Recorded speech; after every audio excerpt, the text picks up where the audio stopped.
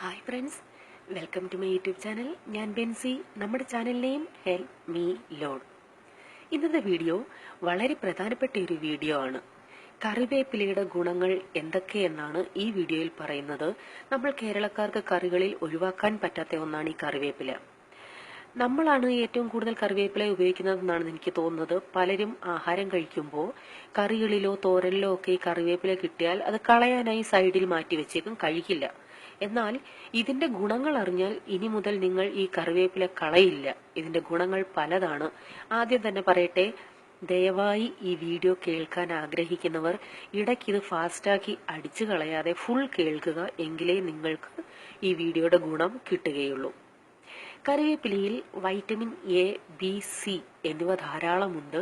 ഇത് ശരീരത്തിന് ആരോഗ്യം തരുന്നു, രോഗങ്ങളെ എതിർത്ത് നിൽക്കാൻ സഹായിക്കുന്നു. നല്ലൊരു ആന്റിബയോട്ടിക് ആണ് ഈ കറിവേപ്പില. നമ്മുടെ ശരീരം ഓരോ കാലാവസ്ഥയിലും അതിനെ ചെറുത്ത് നിൽക്കാനുള്ള റെസിസ്റ്റിംഗ് പവർ ഈ കറിവേപ്പിലയിൽ ഉണ്ട്. ഇതിൽ ആന്റി ഓക്സിഡന്റ് ഉള്ളതുകൊണ്ട് ബ്ലഡ് സർക്കുലേഷൻ നല്ലതുപോലെ നടക്കുന്നു. അനീമിയ ഉണ്ടെങ്കിൽ അത് മാറാനും ഹൃദയ സംബന്ധമായ രോഗങ്ങൾ ഇല്ലാതാകാനും കൊളസ്ട്രോൾ ഇല്ലാതാകാനും ഒക്കെ നല്ലതാണ് കറിവേപ്പില. നമ്മുടെ സ്കിൻ നല്ലതാകാനും അതുപോലെ മുടി വളരാനും, പ്രത്യേകിച്ച് ചെറുപ്രായത്തിൽ മുടി നരയ്ക്കുന്നത് ഇപ്പോൾ ധാരാളം കണ്ടുവരുന്ന ഒന്നാണ്. അത് മാറ്റാനും മുടി കൊഴിച്ചിൽ നിൽക്കാനും അതുപോലെ ശരീരത്തിൽ ബ്ലഡ് സർക്കുലേഷൻ നല്ലതുപോലെ നടക്കാനും ഒക്കെ ഏറ്റവും നല്ലതാണ് ഈ കറിവേപ്പില. ഡിപ്രഷൻ മാറാൻ ഏറ്റവും നല്ലതാണ് കറിവേപ്പില. ശരിക്കും ടെൻഷൻ ഈ ഡിപ്രഷനൊക്കെ ഉള്ളപ്പോൾ ഒരു 4-5 പച്ച കറിവേപ്പില കഴുകിയെടുത്ത് ചവച്ച് കഴിക്കുക. അതായത് ഈ ചൂയിങ്കമൊക്കെ ചവയ്ക്കുന്നത് പോലെ നല്ലതുപോലെ ചവച്ച് കഴിക്കുക.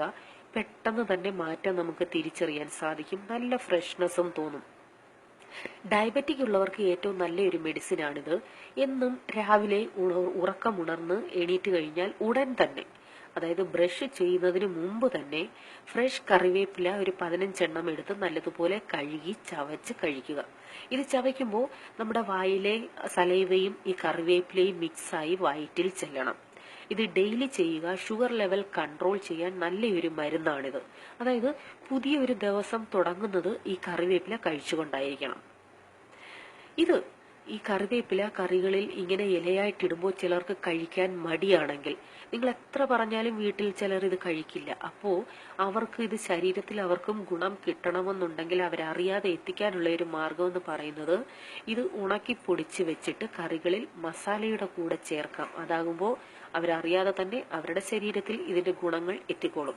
വീട്ടിൽ കുട്ടികളാണ് ഇത് എത്ര പറഞ്ഞാലും കഴിക്കാതെ കളയുന്നത്. അപ്പോൾ ഇങ്ങനെ ചെയ്താൽ മതി. ഇങ്ങനെ ഉണക്കി പൊടിച്ച് വെച്ചാൽ സലാഡിലൊക്കെ കുറച്ചിട്ട് കഴിക്കാനും സാധിക്കും. പച്ചപോലെ തന്നെ ഗുണം തരുന്നതാണ് ഉണങ്ങിയ കറിവേപ്പിലയും. കേരളത്തിന് പുറത്തുള്ളവർ കറിവേപ്പില ഇടയ്ക്കൊക്കെ കൂടുതൽ കിട്ടുമ്പോൾ ഇങ്ങനെ ഉണക്കി പൊടിച്ചു വെച്ചാൽ മതി. ഉണക്കുമ്പോൾ പ്രത്യേകം ശ്രദ്ധിക്കണം, സൂര്യപ്രകാശത്തിൽ ഉണക്കണ്ട. അല്ലാതെ തന്നെ റൂമിൽ വിസ്താരമുള്ള പാത്രത്തിലോ തുണിയുടെ മുകളിലോ ഒക്കെ നിരത്തിയിട്ടാൽ 2-3 ദിവസം മതി. നല്ലതുപോലെ ഉണങ്ങിക്കിട്ടും. അങ്ങനെ ഉണക്കിയെടുത്ത് പൊടിച്ചു വെച്ചാൽ മതി. നമുക്ക് എപ്പോ വേണമെങ്കിലും ഉപയോഗിക്കാൻ സാധിക്കും. കഴിവതും എല്ലാ കറികളിലും തോരനിലും അതുപോലെ മെഴുക്കുപുരട്ടികളിലും ഒക്കെ ഈ കറിവേപ്പില ഉപയോഗിക്കുകയും അത് കളയാതെ കഴിക്കാനും ശ്രമിക്കുക. ഇനി പറയുന്നത് വളരെ പ്രധാനപ്പെട്ട ഒന്നാണ്. ഈ കറിവേപ്പിലയിൽ ഫോളിക് ആസിഡ് ധാരാളം ഉണ്ട്. ഫോളിക് ആസിഡിന്റെ കലവറയാണ് കറിവേപ്പില എന്ന് പറഞ്ഞാലും തെറ്റില്ല. കൺസീവ് ആകാൻ, അതായത് പ്രഗ്നൻസി പ്രോബ്ലം ഉള്ളവർ ദയവായി ഇത് ധാരാളം ഉപയോഗിക്കുക. കുട്ടികൾ ഉണ്ടാകാൻ ആഗ്രഹിച്ച് ഹോസ്പിറ്റലുകളിൽ പോയിട്ടുള്ളവർ ഉണ്ടെങ്കിൽ നിങ്ങൾക്കറിയാം, ആദ്യം ഹോസ്പിറ്റലിൽ നിന്നും ഫീമെയിൽസിന് കഴിക്കാൻ തരുന്നത് ഫോളിക് ആസിഡ് കൂടാനുള്ള ടാബ്ലറ്റ് ആണ്. അപ്പോൾ നമുക്കിത് പ്രകൃതിയിൽ നിന്ന് തന്നെ ഫോളിക് ആസിഡ് കിട്ടുന്ന സാധനം നമ്മുടെ കയ്യിലുണ്ട്. അത് മാത്രമല്ല, യൂട്രസ് പ്രോബ്ലംസ്, അതുപോലെ എഗ്ഗ് വളരുന്നില്ല, ഇങ്ങനെയൊക്കെയുള്ള പ്രോബ്ലം ഇല്ലാതാക്കാൻ ഏറ്റവും ബെസ്റ്റാണ് ഈ കറിവേപ്പില. സ്ത്രീകൾ ചെയ്യേണ്ടത് ഇത്രയേ ഉള്ളൂ. നമ്മൾ സാധാ വെള്ളം കുടിക്കാൻ തിളപ്പിക്കുന്നതിൽ കറിവേപ്പില ഇട്ട് തിളപ്പിച്ച് ഡെയിലി ഇത് കുടിക്കുക. 1 ലിറ്റർ വെള്ളമാണെങ്കിൽ 7-8, അതിന്റെ ടേസ്റ്റ് നിങ്ങൾക്ക് ബുദ്ധിമുട്ടില്ലെങ്കിൽ ഒരു 9 തണ്ടൊക്കെ ഇടാം.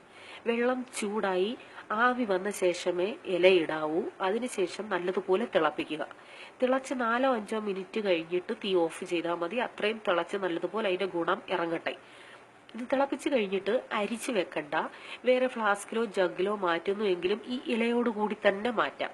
അതായത് ആ ഇല അതിൽ കിടന്ന് എത്രയും അതിന്റെ ഗുണം ഇറങ്ങാമോ അത്രയും ഇറങ്ങട്ടെ. ദാഹിക്കുമ്പോഴൊക്കെ ഈ വെള്ളം കുടിക്കുക. വെള്ളം കുടിക്കുമ്പോൾ അതിൽ ഇല കിട്ടുന്നു എങ്കിൽ അത് കളയണ്ട, അതും ചവച്ച് കഴിക്കാം. ചൂടുവെള്ളം വേണമെങ്കിൽ ഇതിൽ നിന്ന് ലേശമെടുത്ത് ചൂടാക്കി കുടിക്കാം. ഇത് ഡെയിലി റുട്ടീനായി ചെയ്യുക. നല്ല റിസൾട്ട് കിട്ടുന്ന ഒന്നാണിത്. ഇനി ഇത് ഫോളിക് ആസിഡ് പ്രോബ്ലം ഉള്ളവർക്ക് മാത്രമല്ല, അനീമിയ, കൊളസ്ട്രോൾ, ചുമ, പനി ഇവയ്ക്കൊക്കെ ഈ വെള്ളം ഇങ്ങനെ കുടിക്കുന്നത് നല്ലതാണ്.